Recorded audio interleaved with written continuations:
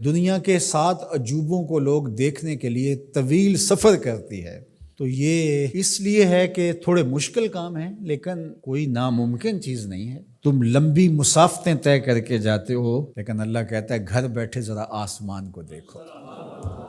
1 fit کی tile دنیا کا بڑے سے بڑا معمار بغیر کسی سپورٹ کے یا ستون کے کھڑی نہیں کر سکتا، اتنا بڑا آسمان بغیر ستونوں کے اس نے کھڑا کیا ہوا ہے۔ ذرا غور تو کرو، تدبر تو کرو، اور زمین کو دیکھو، زمین کیسے ہموار کر دی گئی۔ اللہ اکبر، دیکھنے کو تو مٹی ہے، لیکن اس مٹی کے اندر جب بیج ڈالتے ہیں تو مٹی کا رنگ کیسا ہے، اور جو بیج اگتا ہے وہ کونپل کا رنگ سبز ہوتا ہے، پھر اس کے اوپر شاخ اور شاخ کے ساتھ پتے، پھر پتوں کے ساتھ کلیاں، اور کلیوں کے ساتھ پھر غنچے اور پھول، اور پھر پھل، اور پھل میں بھرا ہوا رس، رس کے اندر مٹھاس، اور اس کے اندر طبی خواص اور توانائی۔ مٹیالی زمین سے اگنے والے پودے کے رنگ میں سرخیاں کہاں سے آ گئیں؟ اس کے پتوں میں سبزی کہاں سے آ گئی؟ زمین کو سیلی ہے، لیکن اس سے نکلنے والے پودے کے اندر رس اور مٹھاس کہاں سے آ گئے؟ تم اپنی مٹی کو دیکھو اور آسمان کو دیکھو، کہیں ایک قدم بھی چل کے نہ جاؤ، تم خدا کو ماننے پہ مجبور ہو جاؤ گے۔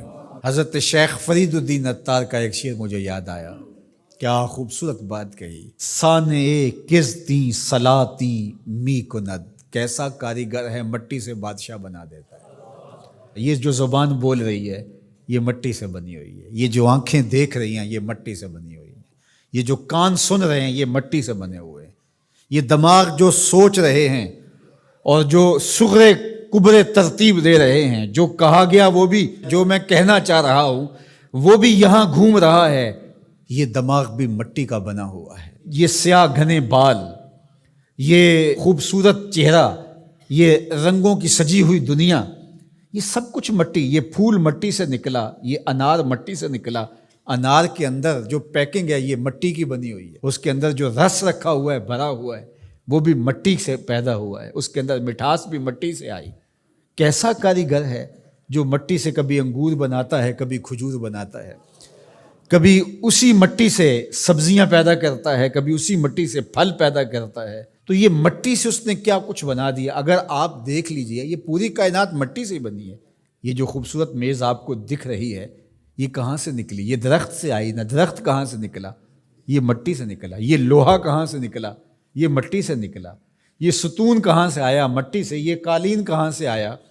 یہ جو کپاس اگتی ہے اور یہ کپڑے بنتے ہیں یہ کہاں سے آئے؟ آپ بولیں گے مٹی سے۔ اپنے عضو کو دیکھ لیجئے، یہ سب مٹی سے بنے ہیں۔ آپ نظر گھما کر کے دیکھ لیں، آپ کو جو بھی شے نظر آئے گی آپ کو مٹی سے نکلی، زمین سے نکلی ہوئی دکھائی دے گی۔ غور کر لیں، تدبر کر لیں۔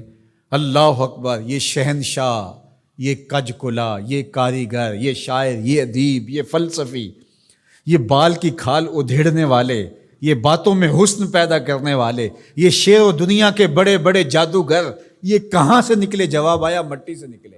واختلاف اللیل والنہار، دن اور راتوں کا بدلنا۔ اب سورج کی روشنی اتنی ہے کہ ماحول منور ہے، پھر دھیمی دھیمی تاروں کی چھاؤں ہوگی۔ کبھی دن آتا ہے، کبھی رات آتی ہے، کبھی صبح کا سپیدہ نمودار ہوتا ہے، کبھی شام کے دھندلکے ہوتے ہیں، کبھی کالی رات دبیز چادر اوڑے آ جاتی ہے، کبھی چٹا دن ہوتا ہے، کبھی گرم دھوپ ہوتی ہے، کبھی کڑکتی دوپہر ہوتی ہے، کبھی برستی بارش ہوتی ہے، کبھی گھر کے سرمئی بادل آ جاتے ہیں، کبھی کوس قزا کی رنگینیاں ہوتی ہیں، کبھی دھنک کی شوخیاں ہوتی ہیں، کبھی بادلوں کی اوٹ سے جھانکتا ہوا چاند دکھائی دیتا ہے، کبھی سورج بادلوں کے پیچھے چھپتا نظر آتا ہے، کبھی درد غروب سے زرد لگتا ہے، کبھی سرخ ٹکیا سورج کی دکھائی دیتی ہے، کبھی اتنا روشن کہ دیکھا نہیں جا سکتا۔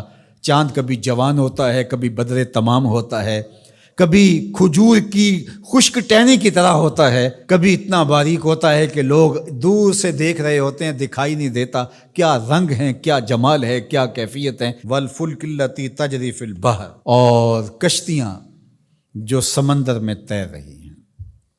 1 فٹ کا لوہا لے کر کے آپ پانی میں پھینکو، ڈوب جائے گا، لیکن ہزاروں ٹن وزن لیے ہوئے اس میں لوہا بھی ہے اور بھی چیزیں ہیں، ایک جہاز پانی میں تیرتا ہوا ایک ساحل سے دوسرے ساحل تک پہنچ جاتا ہے، ڈوبتا نہیں ہے۔ وما انزل اللہ من السماء من ماء، اور آسمان سے بارش برستی ہے، گھر کے بادل آتے ہیں، کبھی بوندا باندی ہوتی ہے، کبھی موسلادھار بارش ہوتی ہے، آسمان سے پانی اترتا ہے، کبھی برف کی شکل میں، کبھی شبنم کی صورت میں، کبھی بارش کی شکل میں، اور پھر کیا ہوتا ہے؟ فَأَحْيَا بِهِ الْأَرْضَ بَعْدَ مَوْتِهَا، زمین مری ہوتی ہے پھر زندگی آ جاتی ہے۔ یہ جو فیوجی پہاڑ ہے جاپان کے اندر غالباً، یہ سال میں 4 رنگ بدلتا ہے۔ ایک وقت آتا ہے برف سے بالکل سفید ہو جاتا ہے، پھر وقت آتا ہے کہ برف اترتی ہے تو اس کی سیاہی، اس کا رنگ نکھر کے سامنے آتا ہے، پھر اس کے اوپر سبزہ اگتا ہے تو پورا سبز ہو جاتا ہے، اور اس کے اوپر اگنے والے سبز کے اوپر لگنے والے جو پھول ہیں وہ سرخ ہیں، پھر وہ بالکل سرخ ہو جاتا ہے۔ کبھی دیکھیں تو وہ آپ کو سفید چادر اوڑے کوئی لیٹا ہوا دکھائی دیتا ہے، اور کبھی وہ مہیب سیاہ رنگ کا پہاڑ دکھائی دیتا ہے، اور پھر وہ سبزے کی چادر اوڑھ کے ملنگ بن کے بیٹھ جاتا ہے، اور پھر وہ دلہن بن کے سرخ رنگ کا جوڑا پہن کے نیا نظارہ دے رہا ہوتا ہے۔ تو پہاڑ تو ایک ہی ہے لیکن رنگ اس کے کئی ہیں۔ لآیات لقوم یعقلون، اللہ فرماتا ہے یہ نشانیاں ہیں اہل عقل کے لیے، اگر وہ تدبر کریں، غور کریں، تفکر کریں۔ جب کوئل کی آواز آتی ہے تو اس کے لہجے کے اندر یہ درد کس نے رکھا ہے؟ جب بادل گھومتے ہیں اور پانی لے کر کے ٹنوں کے حساب سے گھوم رہے ہوتے ہیں تو یہ کس نے سہار رکھا ہے ان کو؟ یہ آسمان بغیر ستون کے کیسے کھڑے ہیں؟ یہ زمین سے سبزے کیسے اگتے ہیں؟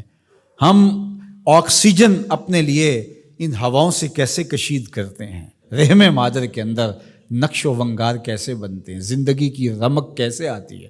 حیات جاویداں کا نور کیسے ملتا ہے؟ رنگوں کی کائنات کیسے آباد ہوتی ہے؟